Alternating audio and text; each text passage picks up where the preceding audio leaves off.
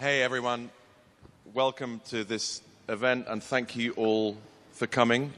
We have been just having a little chat backstage, it's not backstage, you know what I mean, about this, and we've decided to confront this head on early in the proceedings because if we don't talk about it, it will be perverse and insane. So we are obviously, I think you probably imagine what we're all going to talk about is what befell the United States of America on Tuesday night, and to draw a kind of pale parallel with American Idiot and the era that was written in and the events that responded to in part.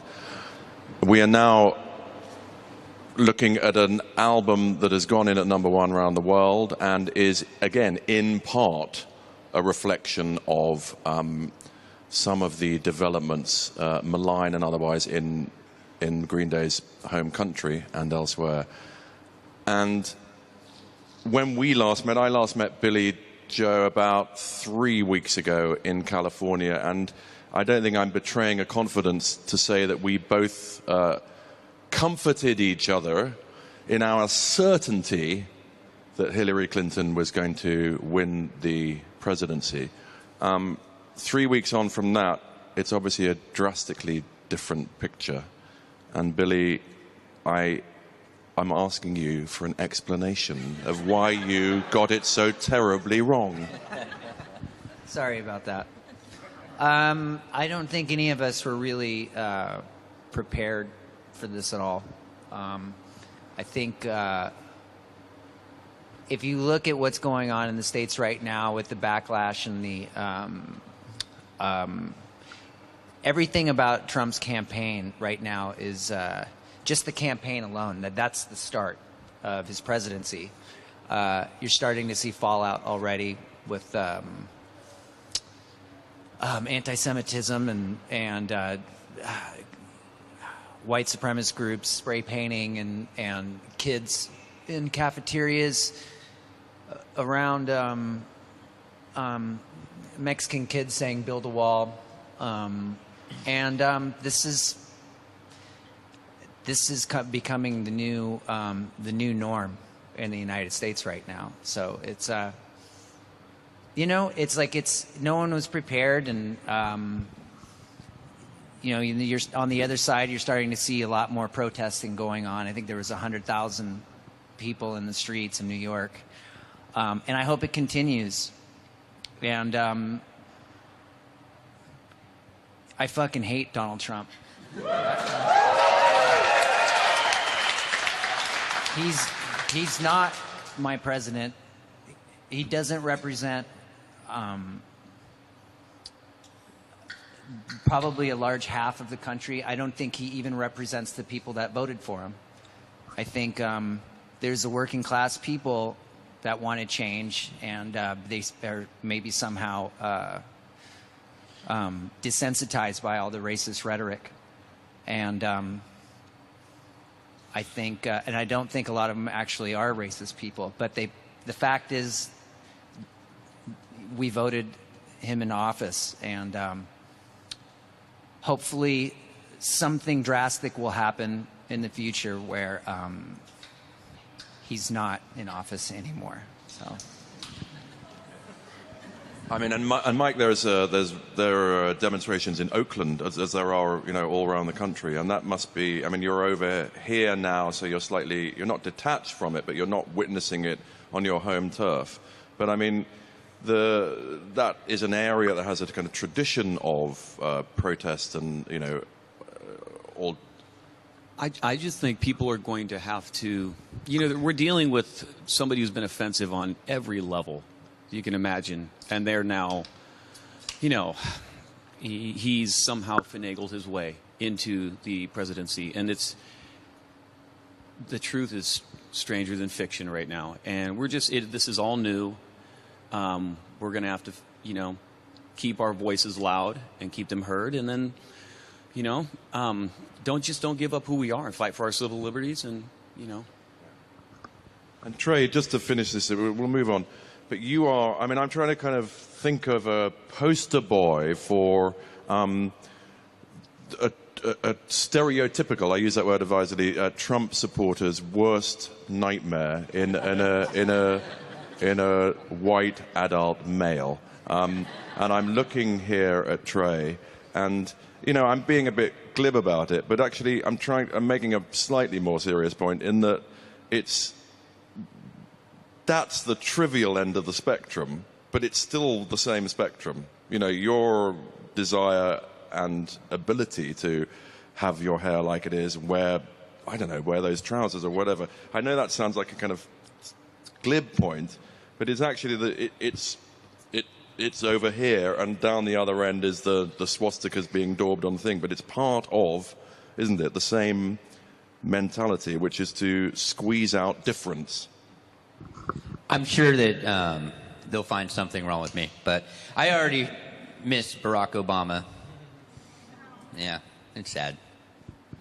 The most important thing I think right now is just any of the kids that feel, or kids of all ages, that feel marginalized in any way, whether you're queer or trans or Mexican, black, brown, punk, metal, goth, whatever you choose to feel like you're living outside of the norm. Just make sure that these people know that they're safe at any Green Day event or concert, and they're in a safe place and environment to be the individual that they are. So that's really important.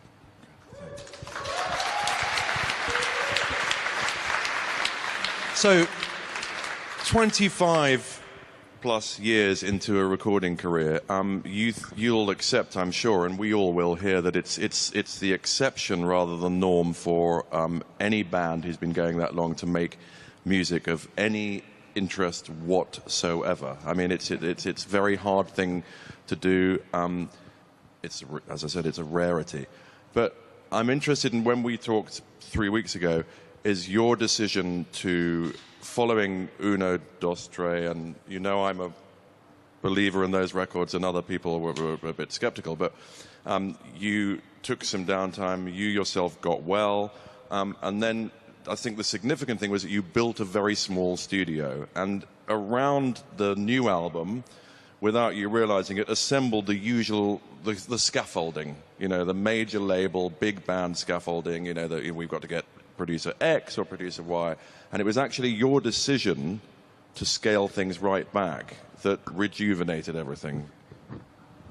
Yeah, I mean, I think we just wanted to get back into, I guess, our independence. And I think it's the first record since Kerplunk, really, that we've produced solely on our own. And it was great. It's like the studio's in a great neighborhood where it's like there's a record store close by, and there's like coffee, and like I think you can kind of feel the neighborhood in the record, because it's important to have good surroundings where when you're making art or music or whatever.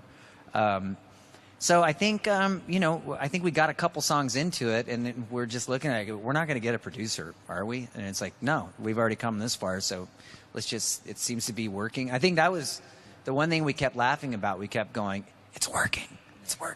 And so, yeah, Revolution Radio. Plus, the studio was so small, I don't think we could fit another person in there. That's true. But I mean, that is so important and so hard to keep hold of. We like it or not, when you're in a position where, as I say, 25 years later, your album's going in at #1 in charts all around the world. Your tour dates over here sold out in minutes. It's so easy for bands to, without realizing it, succumb to the apparatus that surrounds them, and to lose sight of. I mean, I think you'd all admit there have been times in the past when that's been something you've flirted with, and you pulled it back from the brink on some occasions. I mean, I don't think I'm being inaccurate by saying that. No, I mean, having a little bit of extravagant stuff happening I think it's fun, but at some point you got to, like, I think our way we live our personal lives has a lot to do with it, and every day I put on my sweatpants in the morning, and it's like well, why should I put on real pants right now? You know, and it's like, you know, I'm a dad, and I've got two sons that are 18 and 21, and that's humbling within itself. And I got a great wife, and she's cool. And you know, I think that it starts there, like where you just you know, you have to kind of have a reality check, and then let the music happen after that. You know, and I think what happens is a lot of bands want to kind of continue their hotel life and like maybe have a maid clean up their clothes and serve them their food, and the next thing you know, they're bankrupt. So for us, it's just, you know, I got an old beat up car, a Ford Falcon, and I built it. It was completely broken down. I rebuilt the thing, and I don't know. That's just kind of like the way we like to roll, really. Yeah, and it's like when we met last month, we met at a hotel in Hollywood, and it's a place where quite a few bands stay. And Billy did his kind of, he's perfected it over the years. It's a kind of a anonymous shuffle, as it were. It's a kind of apologetic kind of backing into the walls as he walks along. So it's, I guess, not to be noticed. So he did the kind of anonymous shuffle into the restaurant where we were, where there was no one else. And then in the distance, outside under a palm tree, there was a member of One Direction. And the contrast, obviously, the musical one, but the fact is that the One Direction guy had a huge retinue around him to kind of signal his status. And you didn't. But was there a time when you did? I don't know. I don't even know you that well enough to know whether you, because you're saying this now, and I've got no reason to disbelieve you. But was there a diva period in all three of your lives, actually?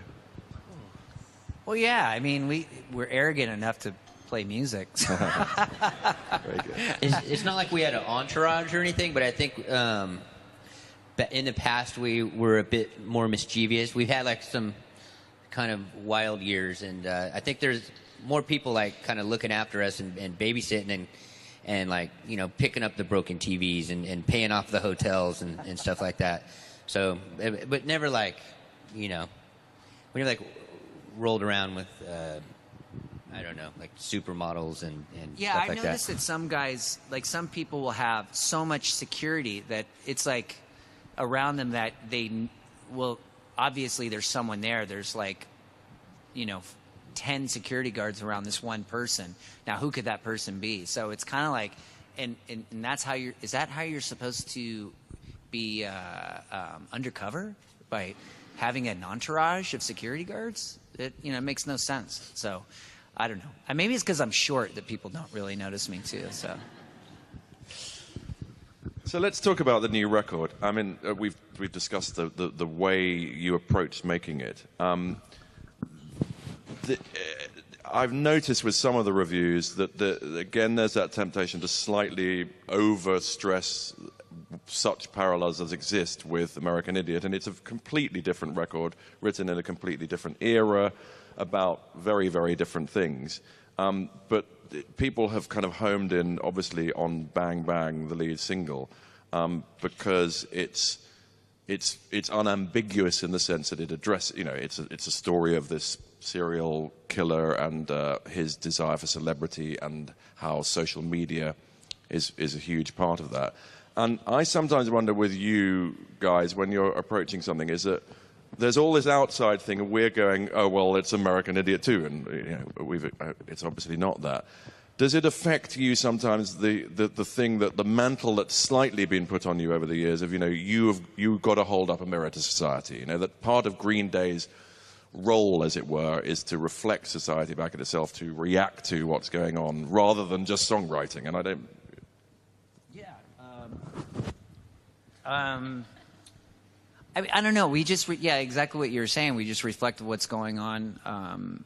You know, it's like we have this thing about mass shooting culture in our country, and I think it's like a lot of our songs come from one place in particular. It's like feeling lost and having anxiety. I mean, it goes, even the anxiety goes back to like Basket Case or something. But it's I think everything kind of sort of goes to that, like trying to make sense of what's the things that will never make sense. And that's what a song like Bang Bang really comes down to. It's like the things about society that make no sense. And it's like the things about watching someone that is the biggest celebrity in the world that has absolutely nothing to offer the world. And or something like a mass shooting or something like that. So it's I don't know, man. We live in troubled times. So Yeah, and I mean, you go. I remember when I first kind of heard the song, it made me immediately think of Mark Chapman and the leverage that Mark Chapman would have had today in the social media world compared to what he had in 1980. But it's a terrible thing to say, and I want this not to come out the wrong way, but can you imagine shooting John Lennon now? Do you know what I mean? It's almost like a kind of fantastical construct that was designed for social media, because we all go on social media to express things without thinking about it, and you write a song about it which is more considered. But do you go on social media? And I don't follow you. Does anyone follow it? Really, Joe? I mean, I have Instagram, Yeah. and it's like I've definitely posted things that probably shouldn't have been posted, because I mean, social media can be a place it can be a very miserable place to be, and it seems like it keeps turning in that direction as it devolves or evolves into what it is right now. And I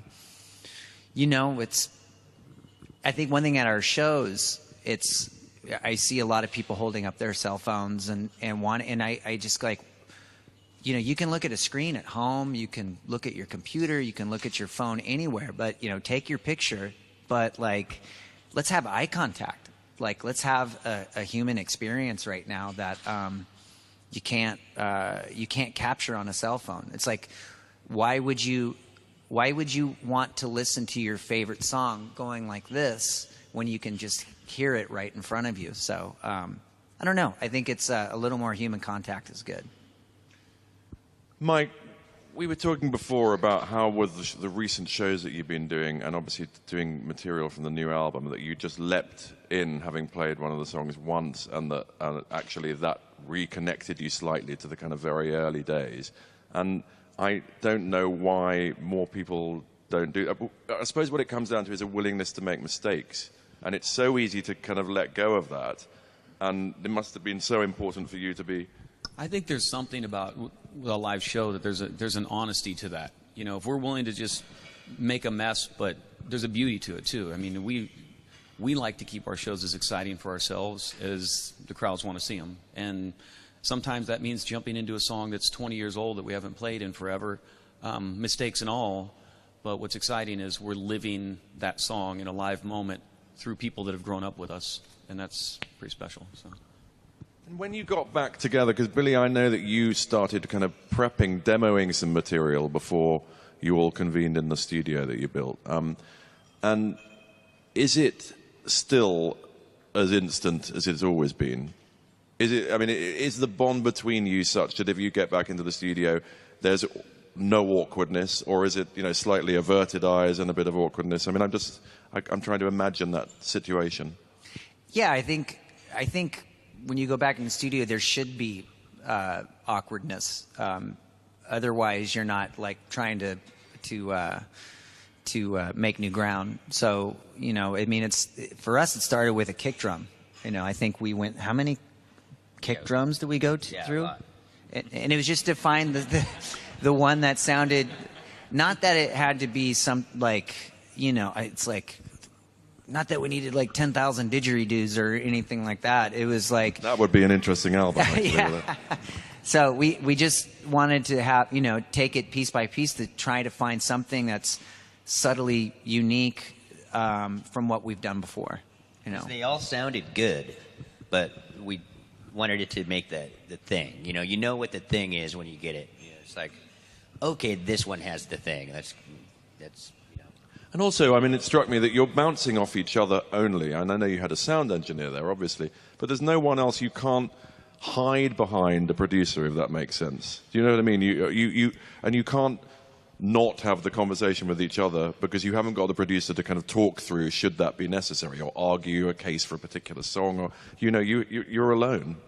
Yeah, I think, and I think it's a lot easier than we thought it was going to be. Yeah. Like with a producer, sometimes you're like, let him deal with the complexities of like the recording process or the nerdy stuff. And for us, it was like, oh, yeah, it sounds good. I mean, let's just keep moving. There's no reason to, it doesn't always have to be in tune. Just like, let's just go. Yeah. So look, I want to, in the limited time we have left, I'm going to invite some questions from you guys, and I haven't got a huge amount of time, so I'm going to be quite ruthless about this. Sorry in advance. So come on, hands up. You put your hand up first, over there. Hi, guys. Hey. My name is Marie. I run the Green Day Inc. Brazilian fan site. So big fan. Thanks for being here. It's a three-part question. The first one, I remember you making a promise about maybe moving over to the UK in case Trump won. So will we be lucky enough to call you guys our neighbors in the near future? I have been looking at apartments lately. Probably not.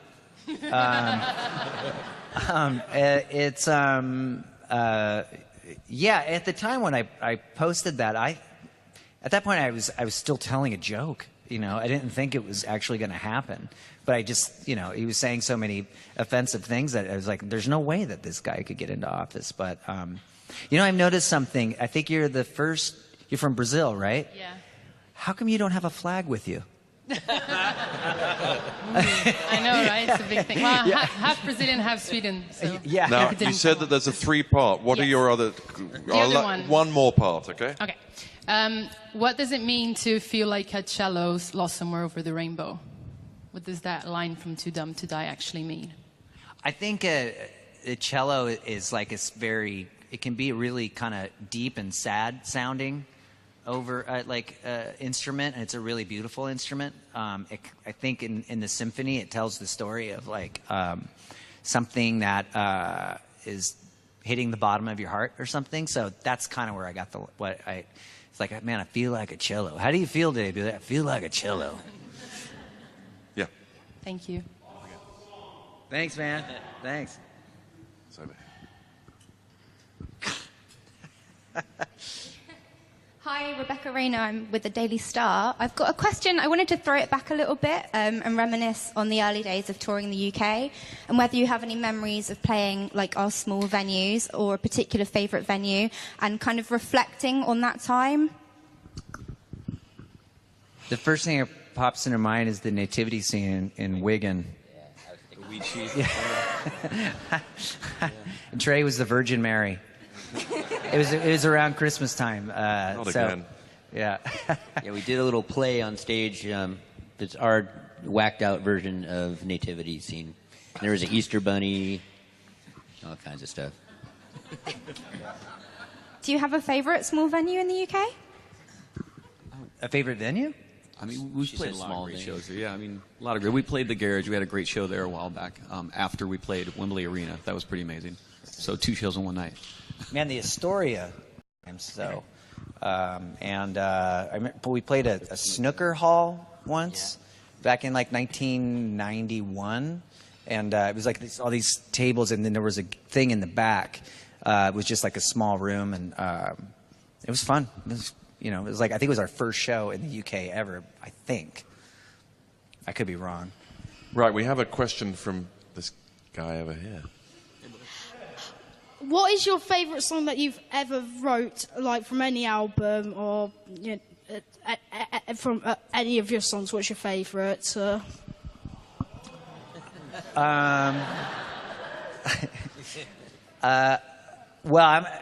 God, I don't know.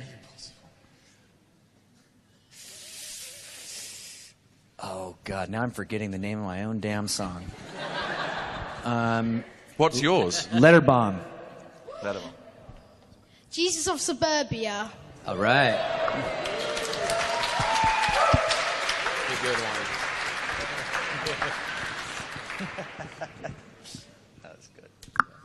Hi. Your album obviously is called Revolution Radio. Just taking the word revolution, do you think it's important for, especially in light of recent days, for musicians to kind of promote revolution amongst people? Do you think it's up to the musicians, or do you think it's up to the people themselves if they dispute something? Well, I almost think the title has changed in the past couple of days. Gosh, I mean, the song was almost, in a certain respect, was kind of, it's like a love song to the people that come to our shows and the crowds and people singing along. And especially like in England when it's like, you know, people here love their music. And they dance hard and they sing hard and they do it in this way where it's a sense of unity. I would say probably more so than the United States in some of the gigs. But it's just different. But now with Revolution, you know, it's, gosh, there's people that are talking about it right now that it's taking on a much more powerful meaning than just the song. So it's, we'll see what happens. And as far as other artists, I mean, you know, it's pretty early to tell right now. Hello, Green Day. Ian. Hello. I am annoyed that our own Brexit decision robs me of the opportunity to be disdainful about American politics. But I did want to ask, why do you think, given the times that we live in, there are so few rock bands writing political music? I think as far as young bands, I think when you grow up, when you're born into the George Bush administration, and now you're kind of at the, I think a lot of people, you know, they're tired of seeing in the news of like, it's kind of like the Undertones when they, coming from Northern Ireland, they live in war. And they see it every day, and they saw it every day on the television. They saw it every day. So like, people get different inspiration, and it's almost like, it's almost more like revolutionary to write a song like Teenage Kicks, you know. So I don't know. That's my guess. I've got one. This is going to be a really, really quick one. All right. Super quick last question. I'm sorry, anyone else who wanted to ask. We're running out of time. Sorry. Hi, Siobhan here. You're incredible, by the way. In light of the current elections, any chance of a quick I Walk Along song? Say again? In light of the current elections, any chance of a quick rendition of I Walk Alone? Oh, Imperfectly perfect. Or Minority. You know, or Champagne Supernova.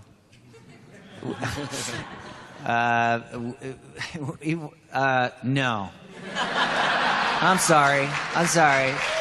And with that, thank you, guys. We've got to wrap it up now. And thanks for coming. And thank you so much. All right. Thanks, guys.